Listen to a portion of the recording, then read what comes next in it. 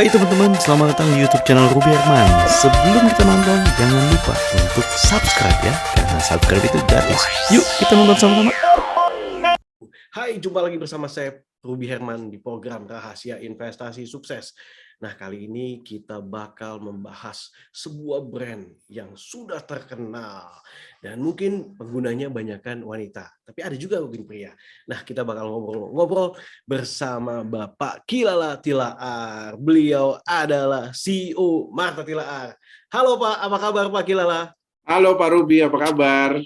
Yes, sebelumnya thank you so much sih Pak atas waktunya buat sharing-sharing nih Pak. Oke, mungkin banyak orang yang tahu nih Pak. Nah, tapi belum tahu detail sejak kapan nih sejarah awal mulanya berdirinya perusahaan. Jadi kalau tadi ngomong Pak Ruby nanya, sejak kapan sih mulainya awalnya gitu? Awalnya tuh dimulai tahun 1970, jadi 52 tahun yang lalu Pak. Jadi sejak Ibu Martha dan Pak Alex suaminya itu pulang dari Amerika karena mereka dapat Pak Alex kebetulan dapat beasiswa dari pemerintah. Ibu Martha kembali ke Indonesia ingin berwirausaha. Pada waktu itu Bu Martha lihat suatu peluang, yaitu zaman tahun 70 itu salon-salon kecantikan belum banyak Pak. Nah, kebetulan Bu Martha itu juga selama di Amerika mengambil pendidikan masalah salon dan juga kecantikan. Jadi berbekal itulah dia membuat suatu usaha kecil banget Pak, 4x6 meter di garasi sewaan di kawasan Menteng, Jakarta Pusat. Nah, pada waktu itu terobosannya adalah tentunya dia sebagai hairdresser atau beautician license Amerika kan gitu. Wow. Bisa berbahasa Inggris kan gitu karena dia kan di situ di Amerika. Nah, kemudian dia lihat inovasinya sederhana sih waktu itu tahun 70 tuh listrik suka mati hidup tuh Pak. Jadi dia jual lah barang-barang dia, sofanya lah segala macam, dia beli generator Pak, genset pada waktu itu. Sehingga salon dia itu mau mati listrik kek nggak pakai listrik kek tetap jalan Pak. Jadi Bapak bayangin kan kalau orang zaman dulu lagi di hairdo begitu tiba-tiba hair dryernya mati gitu kan, udah nunggu deh 2 jam kan. Bete deh. Bete kan gitu. Nah, itu inovasinya. Terus kemudian hot and cold water. Dulu tuh kalau kita di salon kan biasanya cuci rambut tuh Pak. Iya. Cuci rambut tuh biasanya airnya dingin Pak, suka kaget gitu. Wah, dingin banget airnya gitu. Nah, kalau ini dia ciptain hot and cold water gitu. Jadi airnya hangat kan gitu. Jadi nggak mengagetkan. Nanti cuma 2 aja inovasi dia. Terus kemudian salon itu bisa berkembang karena dia juga mungkin seorang marketers yang lumayan handal ya, Bu Martha itu. Jadi dengan modal dengkul sebetulnya dia tulis di secari kertas, dia tulis banyak, I am an American licensed beautician, I would like to serve you. Dan posisi salon itu kan ada di Menteng Pak, di situ banyak duta besar kan di situ. Nah, dia kirimin tuh lewat loper koran gratisan karena nggak punya uang kan. Dia kirimin ke tetangga-tetangganya yang notabene adalah ambasador gitu. Nah, mulai tuh datanglah ambasador Amerika gitu karena dia bisa berbahasa Inggris. Iya. Salonnya juga zaman itu dibilang high tech lah karena punya generator dan sebagainya. Datanglah si istri duta besar Amerika yang namanya Martha juga. Nah, mulai dari situ Pak, word of mouth kan gitu. Kalau sekarang kan marketing gimmicknya adalah WOM kan word of mouth gitu kan. Nah, dari situlah mulai pejabat-pejabat zaman tahun 70 itu pada berlangganan di situ. Jadi mulai dari satu pegawai, kemudian dengan garasi yang kecil itu, kemudian akhirnya keluarganya Ibu Martha yang ada di sebelahnya di rumahnya itu pindah ke garasi dan rumahnya dijadikan salon. Jadi saking berkembangnya itu. Ya. Nah, tapi lihat lagi peluang yang kedua, Pak. Peluang yang kedua zaman itu kan belum ada brand lokal, Pak. Nah, kalau buat kecantikan, brand lokal itu penting. Kenapa? Karena dia ngerti masalah keadaan iklim Indonesia yang lembab. Kulit Indonesia yang berbeda dengan kulit-kulit orang Caucasians atau orang-orang bule lah gitu. Nah, banyak dari klien-kliennya komplain nih, aduh saya jerawatan nih, gitu kan. Saya nggak pakai produk import gitu kan, nggak cocok buat kulit Indonesia. Makanya waktu itu dia menggali apa sih perawatan tradisional untuk misalnya perawatan facial untuk jerawat dan sebagainya. Akhirnya ketemulah beberapa formula-formula yang ternyata efektif loh di kulitnya klien-klien Indonesia gitu. Akhirnya mulai kepikir, buatlah kecil-kecilan gitu, UMKM style lah, produk-produk dari ramuan tradisional itu. Nah, kemudian berkembang dari situ, kemudian mendapat partner, singkat cerita lah, tahun 84, mendapat partner, para foundernya dari Kalbe Pharma. Nah, kemudian barulah di situ kita berkembang sebagai bisnis menengah gitu. Tadinya memang sangat kecil banget lah Pak, ada UMKM gitu, mulai dari dengkul, 1 pegawai, kemudian berkembang punya pabrik 1, kemudian pabrik 2, 3 tahun kemudiannya, dan ketiga dan keempat dan seterusnya. Jadi sekarang udah 52 tahun. Itu Pak, kira-kira sejarah singkatnya itu begitu. Wow, nah sekarang produk apa nih Pak yang lagi hype nih? Jadi kalau misalnya kita di dunia kosmetik itu kan pasti perputaran produk life cycle-nya lebih cepat Pak. Iya. Karena memang kita ngikutin tren ya. Iya. Jadi memang sekarang ini kita lebih banyak ngikutin riding the wave aja. Market lagi kepingin apa. Tetapi secara prinsipal benang merahnya tetap kita pertahankan sampai sekarang, udah 52 tahun, yaitu ramuan asli Indonesia. Jadi apapun stylenya sekarang gitu ya, harus bisa ada unsur Indonesianya, karena memang ini adalah identitas dari bangsa kita gitu. Jadi mesti kita mempertahankan warisan-warisan budaya digabungkan dengan teknologi yang modern gitu. Jadi misalnya trennya misalnya hydration gitu. Kita ngelihat, kita kan karena kita bersama Kalbe waktu itu 25 tahun Pak. Kita pecahnya tahun 99 ya, 98 lah pada waktu krisis. Jadi segala macam metodologi research-nya itu pharmaceutical base. Nah, kita bersyukurlah punya partner yang memang long term, yang memang bisa ngajarin kita, dan sampai sekarang kita pertahankan masalah saintifiknya. Jadi misalnya, tadi kembali lagi, produk yang lagi happening, misalnya hydration. Kita lihat kimia ada banyak, tapi kita lihat beberapa tumbuhan Indonesia yang kita research. Salah satunya itu adalah Javanese rose, misalnya mawar Jawa gitu. Dia bisa juga melembabkan kulit dan sebagainya. Jadi tetap inovasinya tetap kekinian, tetapi ada nuansa keindonesiaannya yang lumayan kental di situ yang berdasarkan research gitu. Misalnya kayak gitu. Wow. Nah, sekarang apakah ini hanya di Indonesia saja Pak, atau udah diekspor ke luar negeri semua? Kita sekarang untuk produk jadinya mungkin ada di 20 negara Pak. Wow. 20 negara, tapi sekarang sejak tahun 2015 kita masuk ke industri baru yang berhubungan tentunya dengan kosmetik, yaitu industri ingredients Pak, bahan baku. Karena sangat ironis ya, bahwa Indonesia itu kan kaya sekali ya.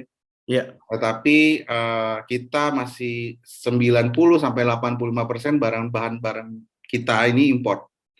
Meskipun asal muasalnya mungkin ngambil dari Indonesia, tapi diolah di luar negeri kemudian balik lagi gitu. Nah, ini yang kita melihat bahwa harus ada perusahaan nasional yang mulai bergerak di hilirnya Pak. Gitu. Pengolahannya Pak ya. Pengolahan. Jadi dari petaninya kita sertifikasi, kemudian prosesnya kita lakukan gitu. Jadi bahan baku dan juga didukung dengan research kan Pak. Research pembuktian klinikal gitu. Jadi bukan hanya konon kata nenek moyang, tetapi secara saintifik bisa dibuktikan. Gitu. Jadi itu kita sudah mengekspor bekerja sama dengan Clariant, salah satu perusahaan kimia terbesar di dunia. Kita ekspor ke 200 negara Pak. Wow. Jadi bahan bakunya juga kita mulai. Kan Pak Jokowi kemarin ngomong import gitu kan. Nah sekarang kita harus mulai masuk ke bahan bakunya, sehingga Indonesia tuh menjadi lebih kuat. Gitu. Bukan hanya tukang assembly atau tukang racik lah, tetapi juga mempunyai ketahanan yang cukup kuat gitu di bahan bakunya. Kayak kemarin COVID 2 tahun, supplier kita juga dari Eropa, dari Amerika juga tersendat kan. Akhirnya supply chain kita berantakan gitu. Nah, ini yang pelajaran yang sangat berharga, bahwa Indonesia tuh harus punya ketahanan dari bahan bakunya. Sehingga apapun yang terjadi di dunia, mau ada perang, mau ada resesi, tetap kita masih bisa memproduksi dengan baik. Gitu. Wow, mantap Pak. Oke Pak, dalam waktu 1 atau 2 tahun ke depan, ini akan ada apa yang bakal diluncurin Pak? Jadi kalau kita sebagai brand yang cukup berumur ya Pak ya, 52 tahun gitu kan. Jadi memang kita melakukan banyak rejuvenasi daripada SKU atau produk-produk kita. Supaya apa? Supaya kita tetap relevan terhadap target market yang sekarang lagi surplus nih, yaitu generasi M sama generasi Z. Iya. Jadi kan challenge-nya sebagai pemain lama itu tetap relevan nggak sih gitu. Nah, itu yang kita coba lakukan 2 tahun terakhir, dan seterusnya kita akan coba melakukan terobosan-terobosan untuk menggait yang namanya MZ itu, Generation MZ gitu. Masuk ke dalam dunianya mereka begitu Pak ya? Dunianya mereka. Jadi ya challenge-nya gitu sih, kalau brand udah 52 tahun pasti mereka terkesan tua kan gitu. Nah, tapi kalau buat lihat sustainability daripada perusahaan yang harusnya long lasting, ya kita harus tetap relevan terhadap apapun target market barunya kan gitu. Nah, itu yang akan kita konsentrasikan, tentunya kembali lagi dengan menggunakan tanaman asli Indonesia yang didasarkan oleh research. Yang kedua yang akan big thing-nya adalah kita akan bermain di hilir Pak, di raw materials. Karena belum banyak perusahaan-perusahaan nasional yang main di hilirnya gitu. Oke. Nah, Pak, dari banyaknya produk-produk yang diluncurkan nih, Pak nih. Nah, apa yang menjadi produk-produk unggulan atau penjualannya di tahun ini khususnya, Pak ya, yang tinggi, Pak? Jadi kalau kita ngomong tentang brand, kita punya ada 10 brand, Pak. 10 brand ya? 10 brand. Ada yang paling besar Sari Ayu, kemudian ada Rudy Hadiswarno, ada Mirabella, ada Biokos, ada Belia, ada Caring Colors, ada macam-macam lah Pak, Solusi dan sebagainya. Yang paling kuat dan pasti sudah menjadi household name adalah Sari Ayu, karena memang dari awalnya diciptakannya produknya dengan brand Sari Ayu. Nah, Sari Ayu sendiri itu ada multi kategori Pak, dari ujung rambut sampai ujung kaki gitu. Nah, memang yang apparently yang memang lagi growing di tengah-tengah COVID itu skincare. Bapak tahulah sekarang semua orang buat skincare kan. Kenapa? Karena besarnya marketnya dan juga opportunity-nya juga lagi tumbuh kan gitu.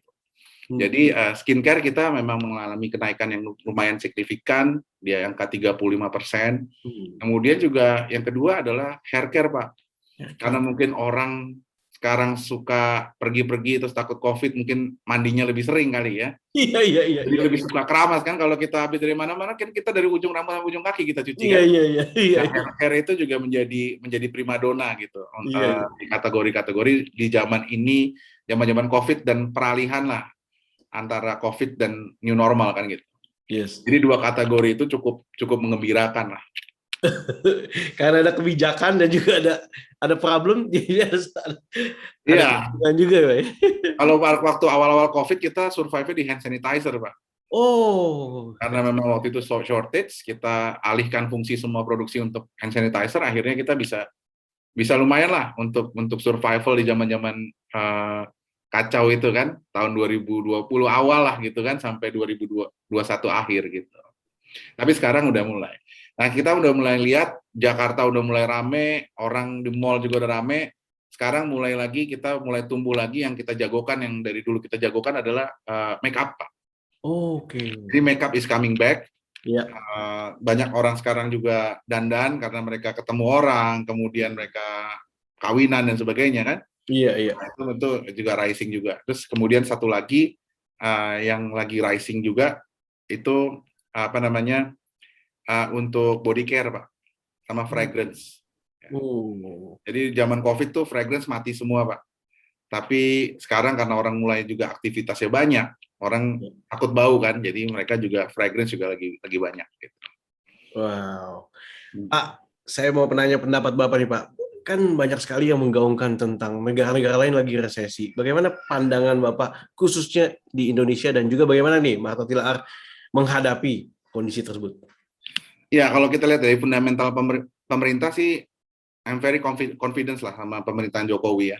Selama ini kan masih bisa sustain ya, kita masih growth, dan juga level of inflation-nya juga kita masih bisa tahan gitu. Tapi kembali lagi 2021 presiden aja bilang 2023 presiden aja bilang gelap ya. Jadi kita tetap bisa optimis, tetapi harus juga berhati-hati karena kita nggak tahu impact terhadap Indonesia daripada krisis resesi di dunia bagaimana gitu. Ini kan federal tax juga naik lagi kan.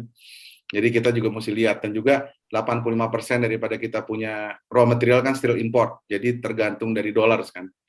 Nah, ini dolar aja sehari-hari ini tadi cek udah 15.600 kan gitu. Nah, yang ini yang mesti harus menjadi acuan kita lah. Kita tahu juga kenaikan income juga nggak terlalu naik kan gitu. Nah, ini menjadi menjadi daya tekan gitu ya untuk manufacturer kayak kita, bagaimana kita bisa menyiasati untuk tetap menyajikan produk-produk yang affordable sama target market kita gitu. Karena pastilah bensin naik kemarin segala macam kan, pasti juga pengeluaran bulanan juga untuk produk-produk kecantikan juga pasti menurun. Meskipun kalau kita lihat baca-baca di Forbes kemarin membahas bahwa apapun kondisinya kecuali COVID gitu ya, resesi apapun yang paling bisa bertahan tuh ada dua, makanan sama kosmetik gitu.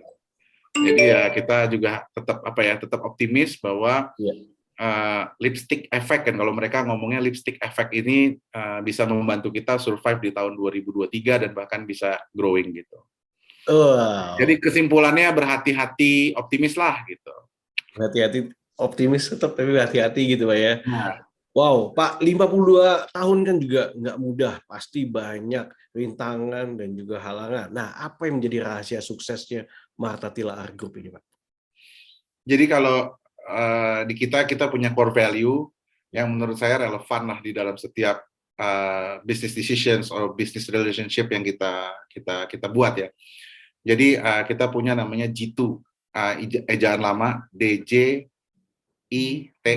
G2, DJITU, yaitu kalau kita melakukan bisnis kita harus punya prinsip inilah. Gitu. Yang pertama, kita harus disiplin. Gitu ya. Disiplin dalam segala hal, baik kita the way we manage the business, the way we have relationship with clients or customers gitu ya, kita harus disiplin.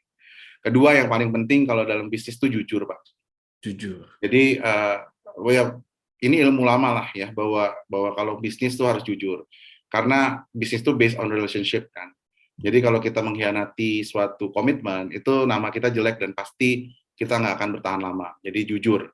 Kemudian yang ketiga itu adalah pilar yang juga penting adalah innovation. Nah, di dalam bisnis ini kalau kita nggak innovate, kita nggak being relevant to target market, dan target market kita atau customer kita akan pergi dari kita karena kita udah nggak appealing to them gitu. Jadi innovation tuh harus drive the business forward gitu.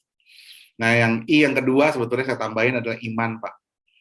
Nah, jadi kita harus punya iman, meskipun kita optimis, percaya diri dengan kemampuan diri kita, tetapi ada kekuatan-kekuatan lain di luar kontrol kita, yaitu yang bisa membuat kita bertahan lah dengan iman yang teguh kepada Tuhan. Pastilah bisnis ini bisa bertahan lama gitu. Amin. Kemudian amin, gitu kan. Terus ada T, Pak. T itu tekun, Pak. Nah, bisnis itu up and down, bisa di atas, bisa di bawah. Nah, kita harus tekun aja, Pak. Nggak boleh patah pada saat kita di bawah, dan juga nggak boleh malas pada saat kita di atas. Jadi kita memang harus terus berusaha gitu, sebaik mungkin. Nah, kemudian yang terakhir ada U. U itu ulet. Ulet. Jadi harus panjang nafas gitu kan. Panjang nafas. Karena kalau misalnya bisnis tuh ya naik turun kan gitu, Pak.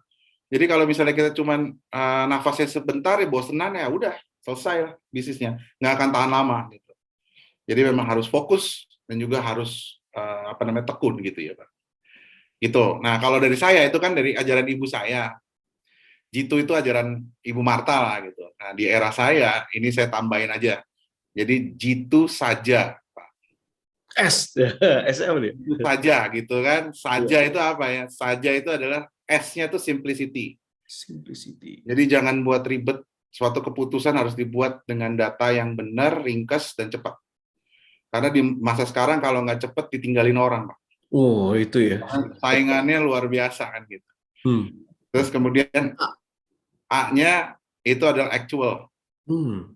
Kita harus benar-benar dengerin apa yang customer mau. Actual. terus juga aware terhadap apa yang terjadi di sekitar kita. Jadi kita harus tetap keep the information actual gitu. Sehingga kita membuat business decisions atau kita membuat suatu program itu benar-benar sesuai dengan keadaannya gitu. Nah, J itu adalah joyful, Pak. Wow, si joyful. Joyful itu ada dua arti. Yang pertama harus bersyukur, pandai-pandailah bersyukur gitu. Tapi yang kedua adalah harus happy, Pak. Kalau misalnya karyawan kita dan kitanya nggak happy, dan kerjanya jadi setengah-setengah gitu. Tapi if we are happy, every time we go to office, we are happy gitu. Semua pekerjaan itu akan lebih mudah dan lebih cepat dan lebih bagus gitu dihasilkannya. Gitu. Yes. Yang terakhir, Pak. Dan gitu yang terakhir itu adalah atentif, Pak. Atentif. Jadi kita harus bisa mendengar karyawan kita harus bisa mendengar our stakeholder lah. Supplier kita, customers kita, pemerintah, semua kita harus dengerin. Karena itu adalah masukan. Jadi nggak boleh anti kritik, Pak. Kalau misalnya kita udah anti kritik, berarti kita udah jumawa gitu, bahwa kita sombong banget, gitu, nggak pernah salah dan nggak pernah ada masukan gitu. Nah, dengan rajin mendengar, itu kita punya banyak peluru untuk memperbaiki diri kita. Gitu. Kalau kita nggak mau, cuma ngomong aja nggak mau dengerin, itu kita akan terjerumus ke dalam kesombongan lah. Gitu. Jadi itu jitu saja. Wah, keren banget. Wah, Pak Kilala, thank you so much sih sudah berbagi. Ini banyak insight-insight yang powerful sekali dan sangat bermanfaat. Sekali lagi thank you dan juga sukses buat Martha Tila Argup. Jitu saja. Disiplin, jujur, innovation, iman, tekun, ulet. Saja simplicity, actual, joyful, dan attentive. Atau rajin mendengar. Wah, keren banget. Thank you so much sekali lagi, Pak. Wah, saya pun dapat insight banget. Saya mendengarkan dengan fokus sih, Pak. Wah. Thank you. Thank you banget buat semangatnya juga, Pak. Sekali lagi, terima kasih buat teman-teman udah menyaksikan Rahasia Investasi Sukses bersama Martha Tila Argup, bersama Kilala Tila. Sekali lagi, sukses buat teman-teman semuanya. Sampai jumpa di next episode. Saya Ruby Herman. Bye-bye.